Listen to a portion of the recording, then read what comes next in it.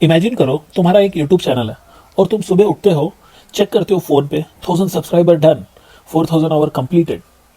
वो माइलस्टोन जो तुम पिछले 6 महीने से पीछे भाग रहे थे, वेट कर रहे थे कब पूरा होगा, वो पूरा हो गया। पहले 10 मिनट फुल एक्साइटमेंट, दोस्तों को बताया, फैमिली के साथ शेयर किया, स्क्रीनशॉट लिया, स्टोरी डाली, सब कुछ किया। शाम तक थोड़ी खुशी, अगले दिन वही रूटीन, वही एंजाइटी और एक नया टारगेट। अभी तुम्हें 5000 सब्सक्राइबर चाहिए, 10,000 सब्सक्राइबर चाहिए। ये सबसे ज्यादा डेंजरस गेम है। जिस चीज का हम इंतजार करते हैं वो मिलने के बाद भी खुशी नहीं रहती।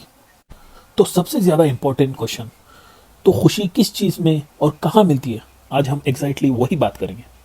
सबसे पहली बात, और ये थोड़ी सरप्राइजिंग लगेगी, हैप्पीनेस एक फीलिंग नहीं, ये एक स्किल है। मतलब ये कोई चीज नहीं कि किसी एक दिन ऑटोमेटिकली हो जाएगी, ये डेली प्रैक्टिस है। एक एग्जांपल बताता हूँ। दो लोग हैं, सुरेश और रमेश। सुरेश ने 1000 सब्सक्राइबर अचीव किया, प्रमोशन मिली, न्यू फोन लिया। पहले 2 हफ्ते बहुत खुश, बाद में वही एंजाइटी, वही टेंशन, वही टारगेट के पीछे घूमना, वही स्क्रॉल करना, वही कुछ मिसिंग है वाली फीलिंग, हमेशा वही टेंशन। वही रमेश, उसके साथ सब कुछ स्पेशल नहीं था हुआ, लेकिन उसने एक चीज शुरू में ही तय कर लिया था। रोज सुबह उठते ही 3 चीजें लिखता है जिसके लिए वो ग्रेटफुल है, छोटी चीजें। आज चाय अच्छी थी, 2 जेन्युइन कमेंट्स आए, एक सब्सक्राइबर ने पर्सनली मैसेज किया, 2 लोगों ने लाइक किया है। छोटी छोटी चीजें। 6 महीने बाद रमेश कंसिस्टेंटली ज्यादा खुश है सुरेश से। क्यों? क्योंकि सुरेश एक्सटर्नल माइलस्टोन ढूंढ रहा था हैप्पीनेस के लिए, रमेश इंटरनल मजल को ट्रेन कर रहा था छोटी छोटी खुशियों में। मैं पर्सनली खुद इस चीज से रिलेट करता हूँ। जब मेरी कोई वीडियो अच्छा परफॉर्म कर दिया ना, मैं एकदम बहुत खुश रहता हूँ, और जब नहीं परफॉर्म करती मैं खुद की गलतियां ढूंढना शुरू कर देता हूँ, मैं अपसेट हो जाता हूँ।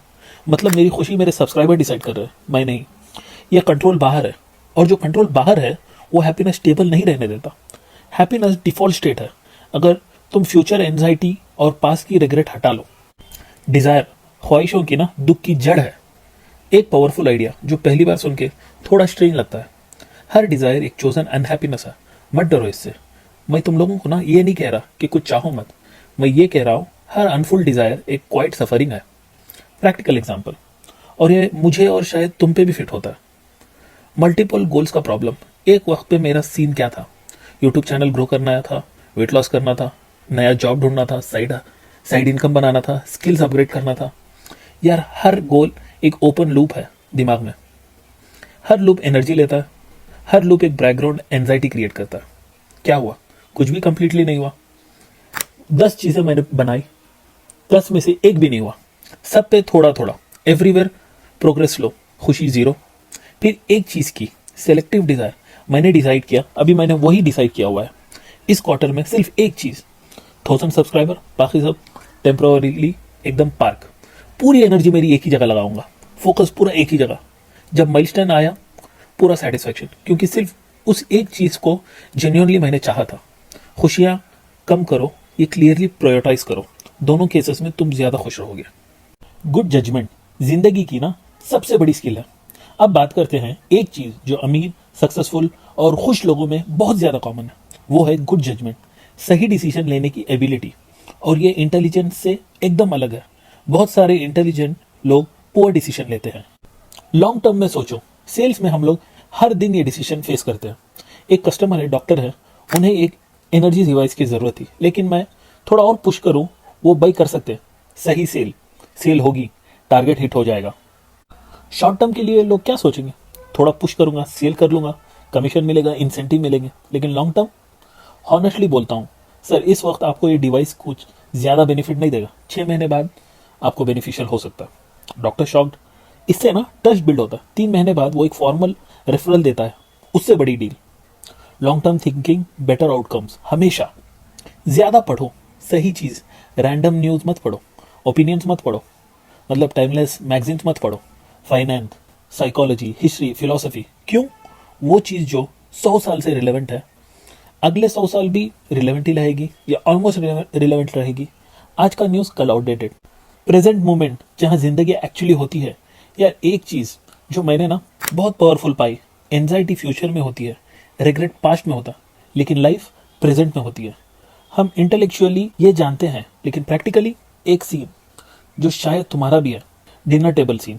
घर पे फैमिली के साथ खाते हैं, सब साथ है, लेकिन तुम फोन देख रहे हो, ईमेल चेक कर रहे हो, व्हाट्सएप पे एक मैसेज आया बॉस का, अब क्या वही सोच रहे हो? तुम्हारा बॉडी टेबल पे है लेकिन दिमाग पूरा तुम्हारा कहीं और है।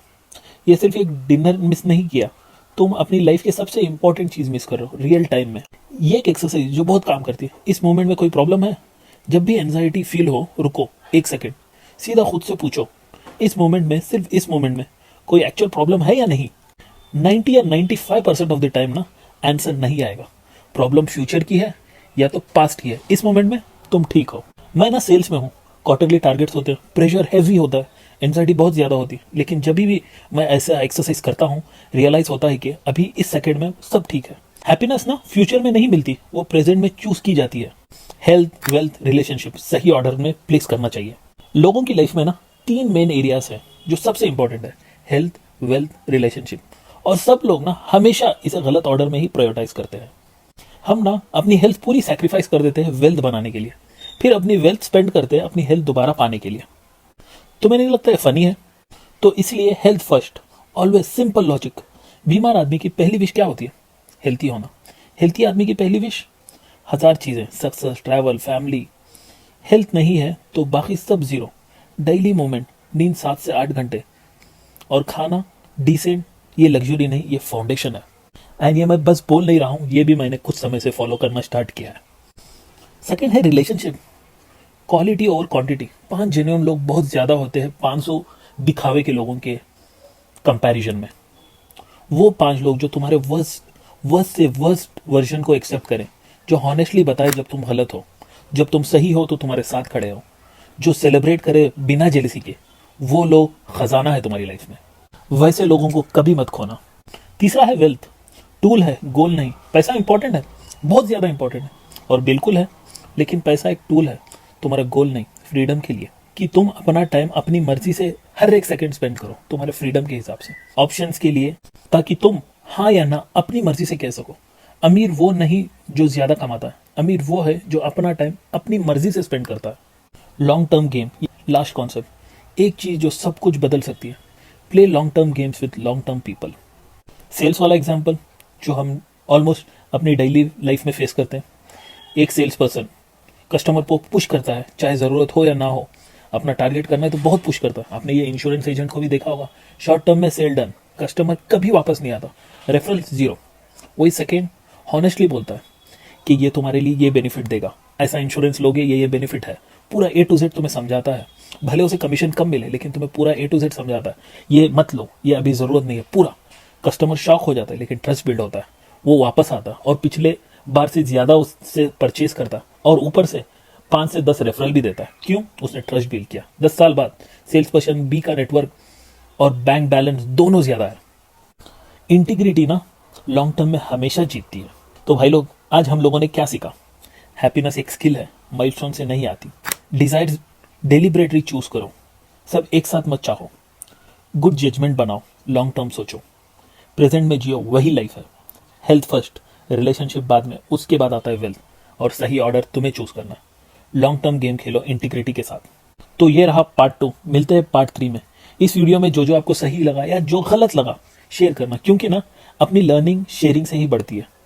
और तब तक के लिए इसे लाइक करो, शेयर करो, सब्सक्राइब करो और अपने फ्रेंड्स के साथ शेयर करो, क्योंकि ना इस चैनल पे वही आता है जो आपको रियल लाइफ में काम आता है, और हम लोग ना साथ में मिलकर ग्रो करें। तब तक के लिए बाय।